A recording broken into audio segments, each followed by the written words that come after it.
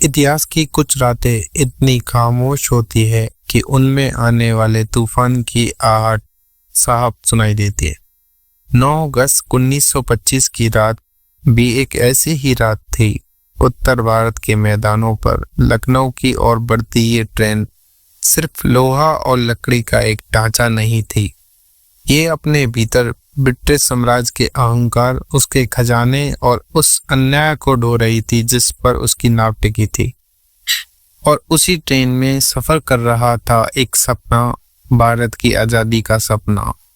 इसे देखने वाले कुछ ऐसे नौजवान थे जिनकी उम्र तो कम थी, लेकिन उनके इरादे हिमालय से भी ऊंचे थे। ये वो परवाने थे जो समा पर जलने का हुनर जानते थे। अचानक एक जोर की आवाज, एक झटका और साम्राज्य की रफ्तार थम जाती है। ये कोई हादसा नहीं था, ये एक खुली चुनौती थी। ये ऐलान था कि अब और नहीं। ये आगाज था काकोरी कांड का। नमस्कार दोस्तों, आज हम आपको इतिहास के उस अध्याय में ले चलेंगे जहां दोस्ती, धर्म और मजहब की दीवारों से ऊपर उठकर वतन के लिए कुर्बान होने की एक ऐसी दास्तान लिखी गई जिसने आने वाली पीढ़ियों को हमेशा के लिए प्रेरित किया। ये कहानी सिर्फ एक ट्रेन लूटने की नहीं है, ये कहानी है उस आग की, उस विचार की, उस बलिदान की जिससे एक राष्ट्र का पुनर्जन्म हुआ। इस कहानी की जड़ें बहुत गहरी है।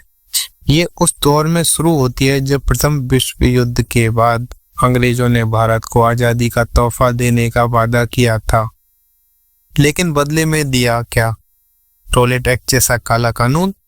जब उस कानून के खिलाफ शांति से प्रदर्शन कर रहे हजारों निहत्थे भारतीयों पर जलियांवाला बाग में गोलियों की बौछार कर दी गई, उस दिन भारत का सब्र का बांध टूट गया था।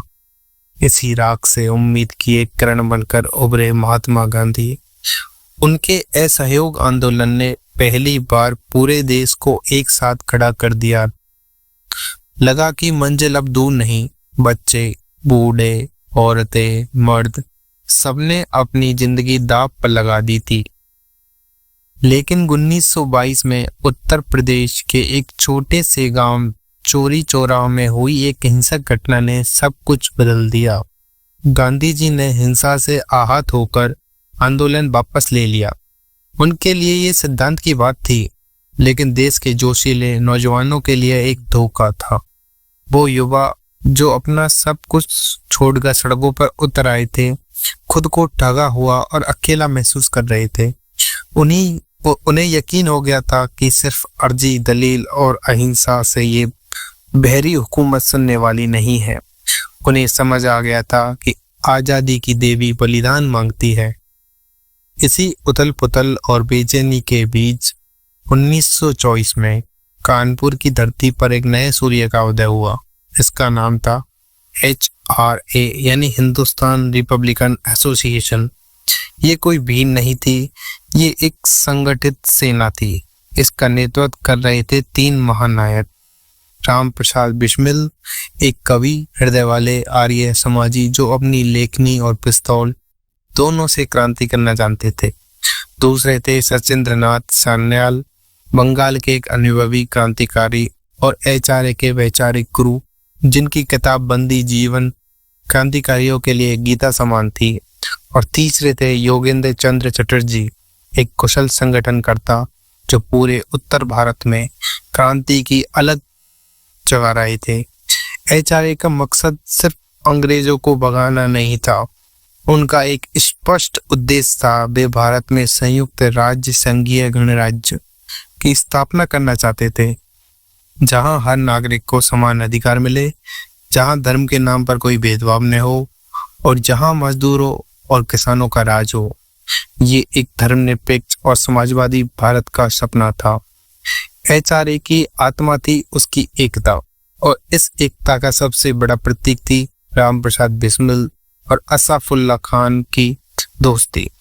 बिस्मिल शाहजहांपुर के एक कट्टर आर्य समाजी परिवार से थे, तो वहीं अशफाक एक पढ़े लिखे और रईस पठान मुस्लिम परिवार से। दुनिया की नज़र में वे 2 अलग अलग ध्रुव थे, लेकिन भारत माँ के प्रेम ने उन्हें एक ही आत्मा बना दिया था। अशफाक बिस्मिल की शायरी और उनके क्रांतिकारी विचारों के कायल थे। उन्होंने खुद बिस्मिल से संपर्क किया। शुरुआत में बिस्मिल को शक हुआ कि कहीं ये सरकार का कोई जासूस तो नहीं, लेकिन अशफाक की आंखों में वतन परस्ती की सच्ची आग देखकर बिस्मिल ने उन्हें गले लगा लिया। इसके बाद ये जोड़ी इतिहास बनाने वाली थी। वे साथ में कविता करते, साथ में भविष्य के भारत के सपने देखते और साथ में क्रांति की योजनाएं बनाते। सरफरोशी की तमन्ना अब हमारे दिल में है, देखना है जोर कितना बाजुए कातिल में है। ये सिर्फ पंक्तियां नहीं थी, ये उनके जीवन मंत्र था। उनकी दोस्ती इस बात का सबूत थी कि एचआरए की लड़ाई किसी धर्म या मजहब के खिलाफ नहीं, बल्कि सिर्फ और सिर्फ अंग्रेजी हुकूमत के खिलाफ थी। एचआरए के पास बड़े बड़े सपने तो थे, लेकिन उन्हें हकीकत में बदलने के लिए जो सबसे जरूरी चीज थी वो थी पैसा। क्रांति के लिए हथियार चाहिए थे, पर्चे छापने थे, सदस्यों का खर्चा चलाना था। संगठन गंभीर आर्थिक संकट से गुजर रहा था। उन्होंने कुछ छोटे मोटे एक्शन किए, लेकिन उनसे हाथ कुछ खास लगा नहीं। तब बिस्मिल के दिमाग में वो ऐतिहासिक विचार आया जिसने सब कुछ बदल दिया। उन्होंने कहा, हम आम लोगों या अमीरों को क्यों लूटे, हम उस जालिम सरकार को ही लूटेंगे जो रोज हमारे देश को लूट रही है। हम अंग्रेजों का खजाना लूटकर उसी से उनके खिलाफ जंग लड़ेंगे। ये विचार एक चिंगारी की तरह फैला। ये सिर्फ डकैती नहीं, ये आत्मसम्मान की लड़ाई थी। लक्ष्य चुना गया, 8 down Saharanpur Lucknow passenger train. एक ट्रेन नियमित रूप से सरकारी खजाने के बक्से लेकर जाती थी।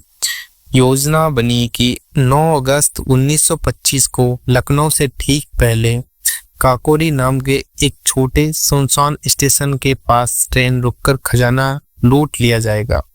इस मिशन को नाम दिया गया काकोरी एक्शन। इस खतरनाक मिशन के लिए केवल 10 जाबाजों को चुना गया। टीम लीडर थे राम प्रसाद बिस्मिल, उनके साथ थे उनके जिगरी दोस्त अशफाक उल्लाह खान, बंगाल से आए दिले राजेंद्र नाथ लाहिरी, अचूक निशानेबाज ठाकुर रोशन सिंह, अद्भुत रणनीतिकार चंद्रशेखर आजाद और एचआरए के दूसरे युवा शेर।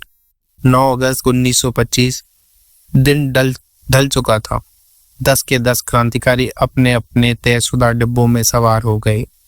उनके हाथों में जर्मनी के बने अत्याधुनिक माउजर पिस्तौल थे, लेकिन उनके दिलों में भारत की सदियों पुरानी गुलामी की बेड़ियों को तोड़ने का संकल्प था। जैसे ही ट्रेन काकोरी से आगे बढ़ी, राजेंद्र नाथ लाहिरी ने अपने डिब्बे की आपातकालीन जंजीर खींच दी। ट्रेन रुकते ही चंद्रशेखर आजाद, बिस्मिल और उनके साथियों ने गार्ड को अपने कब्जे में लिया। उन्होंने यात्रियों को चेतावनी दी, हमारा मकसद आपको लूटना नहीं, हम सिर्फ सरकारी खजाना लेने आए हैं। आप सब अपनी जगह पर शांत बैठे रहे। उनका निशाना गार्ड के डिब्बे में रखी वो लोहे की तिजोरी थी, लेकिन तिजोरी तोड़ने में बहुत मुश्किल हो रही थी। वो बहुत मजबूत थी। समय हाथ से निकलता जा रहा था, हर गुजरता पल खतरे को बढ़ा रहा था। तब मजबूत कद काठी के अशफाक उल्लाह खान ने हाथ तोड़ा, अपने हाथ में दिया और अपनी पूरी ताकत से तिजोरी पर वार करने लगे। मानो वो सिर्फ तिजोरी नहीं बल्कि ब्रिटिश साम्राज्य के सीने पर चोट कर रहे हो। आखिरकार उनकी मेहनत रंग लाई और तिजोरी का ताला टूट गया। क्रांतिकारी हवा में गोली चला रहे थे ताकि लोग डरे रहे और बाहर न निकले, लेकिन इसी बीच एक अनहोनी हो गई। मनमिथान गुप्त के हाथों से चली एक गोली अनजाने में ट्रेन से उतरकर अपनी पत्नी को देखने की कोशिश कर रहे अहमद अली नाम के एक यात्री को जा लगी। उसकी वहीं मौत हो गई। ये एक दुखद भूल थी। क्रांतिकारियों ने कभी नहीं चाहा था कि किसी निर्दोष भारतीय का खून बहे, लेकिन इस एक मौत ने अंग्रेजों को इस वैचारिक लड़ाई को एक साधारण डकैती और हत्या का मामला बनाने का मौका दे दिया। लगभग 8,000 रुपए की रकम लेकर वे लखनऊ की ओर भागे। काकोरी एक्शन तकनीकी रूप से सफल था, लेकिन एक निर्दोष की मौत का अफसोस उनके दिलों में हमेशा के लिए रह गया।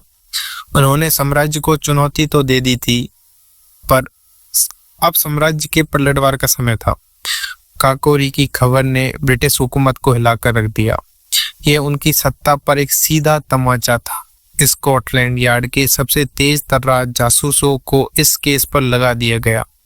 सीआईडी के deputy superintendent of police Iftiyar Hussain के नेतृत्व में एक विशाल जांच दल का गठन किया गया। सैकड़ों लोगों को गिरफ्तार किया गया, उनसे पूछताछ हुई, लेकिन पुलिस के हाथ खाली थे। फिर उन्हें मिली एक भूल, घटनास्थल पर छूट गई एक चादर। उस पर शाहजहांपुर के एक धोबी का निशान था। ये छोटा सा सुराग एक बड़ी लकीर बन गया।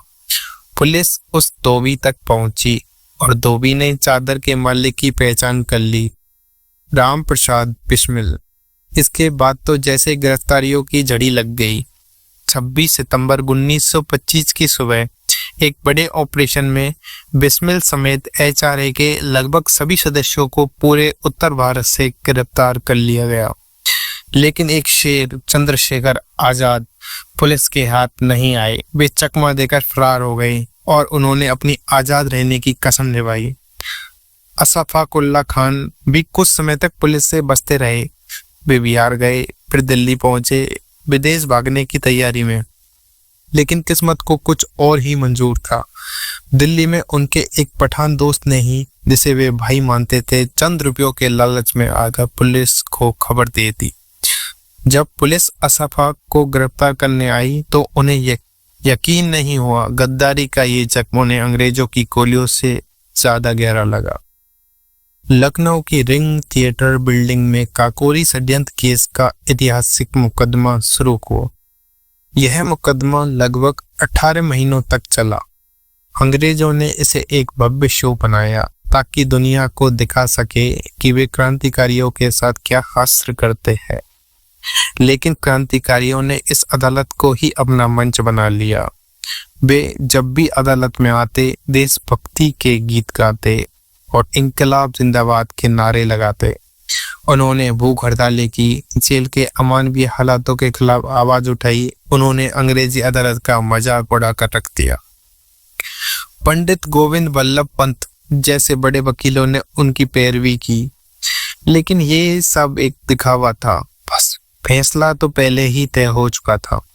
6 अप्रैल 1927 जज ने फैसला सुनाया। राम प्रसाद बिस्मिल, अशफाक उल्लाह खान, राजेंद्र लाहिरी और ठाकुर रोशन सिंह को डकैती और हत्या के जुर्म में फांसी की सजा, बाकियों को उम्र कैद और लंबी सजाएं दी गई। पूरा देश सन्न रह गया। तो रोशन सिंह तो डकैती में शामिल भी नहीं थे, फिर भी उन्हें फांसी दी गई, सिर्फ आतंक फैलाने के लिए। मौत सामने खड़ी थी पर ये परवाने मुस्कुरा रहे थे। उन्होंने अपनी जिंदगी के आखिरी दिन भी आने वाली पीढ़ियों के नाम कर दिए। 17 दिसंबर 1927 कोंडा जेल में राजेंद्र नाथ लाहिरी को तय तारीख से 2 दिन पहले ही फांसी दे दी गई। फांसी से पहले वे एक कसरत कर रहे थे। पूछने पर कहा, मैं एक मजबूत शरीर के साथ पुनः जन्म लेना चाहता हूँ ताकि भारत को आजाद कराने का अधूरा काम पूरा कर सक। 19 दिसंबर 1927 गोरखपुर जेल में राम प्रसाद बिस्मिल ने अपनी मां को लेके आखिरी खत में लिखा, मुझे गर्व है कि मैं अपनी भारत मां के लिए प्राण दे रहा। फांसी के तख्ते पर चढ़ने से पहले उन्होंने दूध पिया और कहा, मैं ब्रिटिश साम्राज्य का विनाश चाहता। उसी दिन फैजाबाद जेल में अशफाक उल्लाह खान ने अपने हाथों में कुरान लेकर फांसी के फंदे को चूमा और कहा, मेरे हाथ इंसानी खून से नहीं रंगे, अल्लाह की अदालत में मेरा इंसाफ होगा। उसी दिन इलाहाबाद की नैनी जेल में ठाकुर रोशन सिंह ने वंदे मातरम का नारा लगाते हुए हंसते हंसते मौत को गले लगा लिया।